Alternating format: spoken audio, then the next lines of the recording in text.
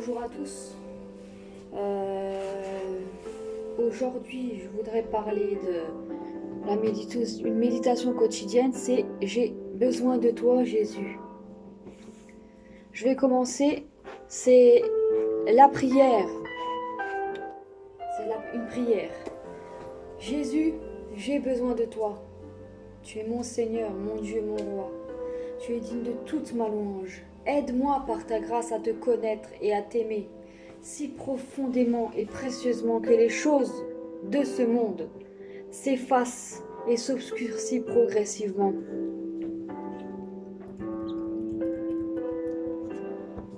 Je veux te louer toi seul. Je ne veux pas être forgé par la culture. Je suis en toi. Je désire être avec toi. Attacher mon cœur au tien et inscris ta vérité profondément en moi. Je ne veux pas seulement te connaître et connaître ta parole. Je veux avoir le désir d'abandonner le péché et de te suivre et d'obéir à ta parole. Rends-moi capable de te louer en esprit et en vérité. Cette prière dit bien que je veux avoir le désir d'abandonner le péché. Qu'est-ce que ça veut dire le désir? Le désir, c'est vraiment avoir envie de ne plus pécher. C'est ça le désir. Et comme on peut aussi désirer une personne très fort, on désire être avec elle, vraiment on veut être avec elle. Et ben c'est pareil pour le péché, on désire de l'abandonner.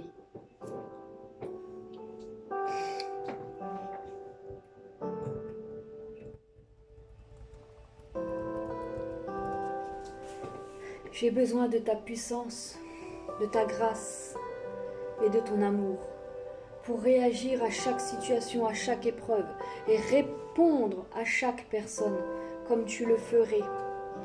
Quel que soit ce que la vie me présente, tout cela pour ta gloire. Je ne veux pas réagir de manière extérieure simplement, mais plutôt d'une réaction qui vienne de l'intérieur, de la source de l'eau vive. Je veux être si près de toi que ton esprit déborde de moi dans tout ce que je fais et dis. Je désire trouver en toi toute ma joie.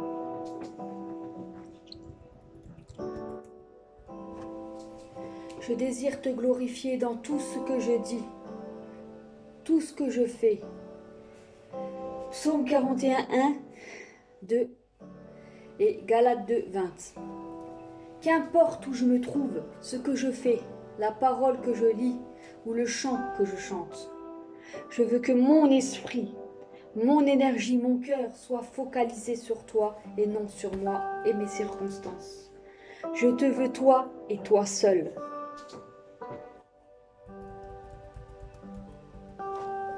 Qu'importe si je réussis ou échoue, que je gagne ou que je perde, que je sois riche ou pauvre, que je sois inclus ou exclu, que je sois connu ou oublié.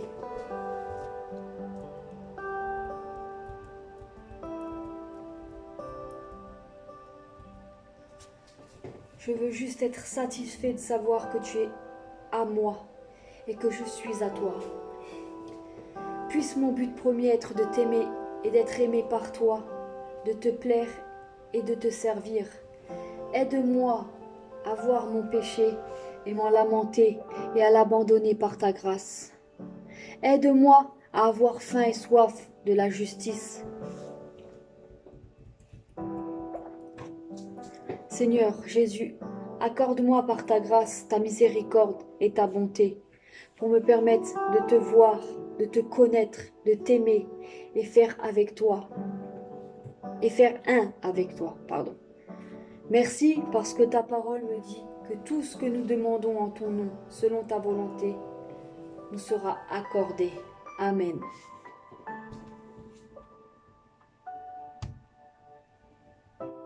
Je vais lire aussi plusieurs passages.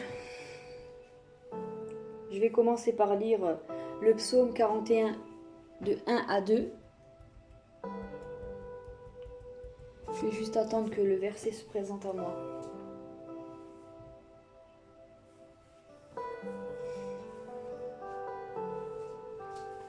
C'est vrai que dans la vie, on peut être fatigué, on peut être fatigué des événements, on peut être fatigué de notre vie, on peut être fatigué de tout. Dans la vie, il faut aller à 200 à l'heure, comme les gens y vont. Mais on ne peut pas suivre les gens, on ne peut pas suivre les gens. C'est impossible. On ne peut pas suivre les gens sans se faire mal.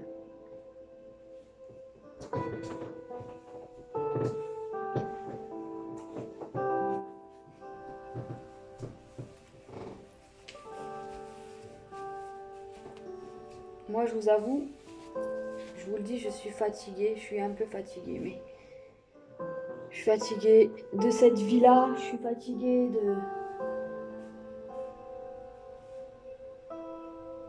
de voir comme le monde, de voir le monde comment il va. Je suis fatiguée de cette terre, je suis fatiguée de cette vie. Je vous le partage parce que je pense que il y a certaines personnes d'entre vous qui vont me regarder, qui sont fatiguées de la vie, qui sont fatiguées des épreuves, qui sont fatiguées de pleurer et qui voudraient retrouver cette sérénité, cette paix, cette joie.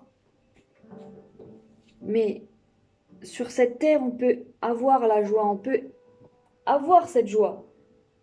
Mais dans le monde, est-ce qu'on peut avoir la joie dans ce monde?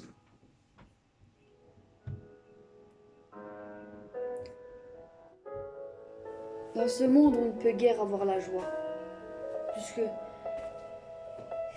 Mais c'est à nous de faire la différence. Sinon, on ne fait pas la différence, les gens ne pourront pas savoir qu'est-ce qui nous anime.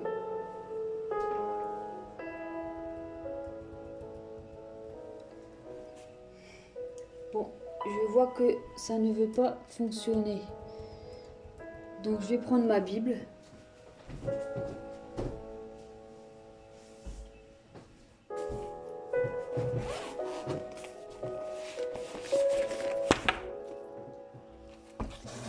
Et on va lire le psaume 41, 1 à 2.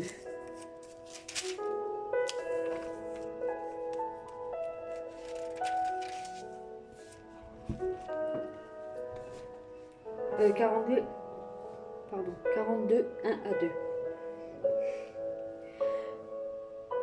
Comme une biche soupire après des courants d'eau, ainsi mon âme soupire après toi, ô Dieu.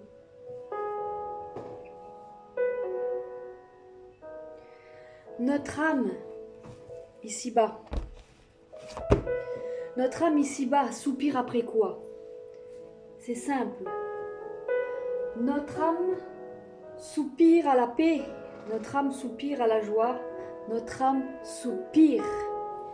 Comme ce verset dit, mon âme soupire après toi.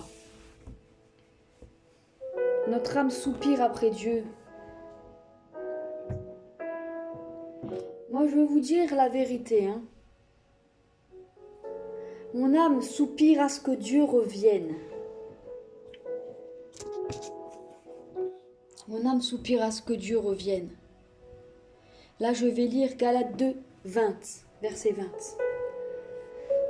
De sorte que ce n'est plus moi qui vis, mais c'est le Christ qui vit en moi. Car ma vie humaine actuelle, je la vis dans la foi au Fils de Dieu, qui m'a aimé et a donné sa vie pour moi. La vie actuelle, quand on n'a pas la foi, quand on n'a pas cette espérance qui est dans ce livre, quand on n'a pas cette espérance, mais où est-ce qu'on peut aller?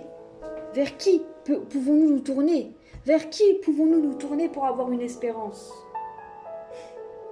Nous ne pouvons pas nous retourner dans le monde, parce que si on se retourne... Je vais prendre l'exemple de la femme de Lot. La femme de Lot, elle a littéralement voulu se retourner, et elle s'est retournée. Et qu'est-ce qui s'est passé au moment qu'elle s'est retournée? Elle s'est retournée et elle s'est transformée en statue de sel. Et c'est pareil pour notre vie. Si on se retourne là où on a été, on a abandonné un lieu et on se retourne vers ce lieu qu'on a abandonné. Et bien du moment qu'on s'est retourné, et bien on ne suit plus Dieu parce qu'on s'est retourné. Dieu nous demande de ne plus aller dans le monde. Nous ne faisons plus partie de ce monde. Nous sommes dans le monde. Nous ne faisons plus partie de ce monde. Nous faisons partie de Dieu. On va lire Jean 14, 13 et 14. Et je ferai tout ce que vous demandez en mon nom, afin que le Fils manifeste la gloire du Père. Si vous me demandez quelque chose en mon nom, je le ferai. Ce verset-là nous dit que si nous demandons à Dieu, il nous le donnera, mais à condition que ça soit dans sa volonté.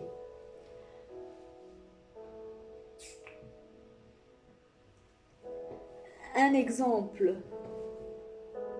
Si on demande à Dieu du pain, est-ce qu'il va nous donner un serpent ou une pierre à la place? Non, bien évidemment, parce que ce n'est pas la volonté de Dieu de nous donner quelque chose pour nous faire du mal.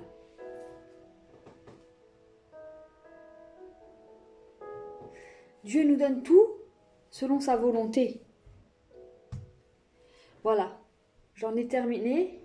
Que Dieu vous bénisse, vous fortifie et j'espère encore que cette vidéo vous a fait beaucoup de bien et voilà.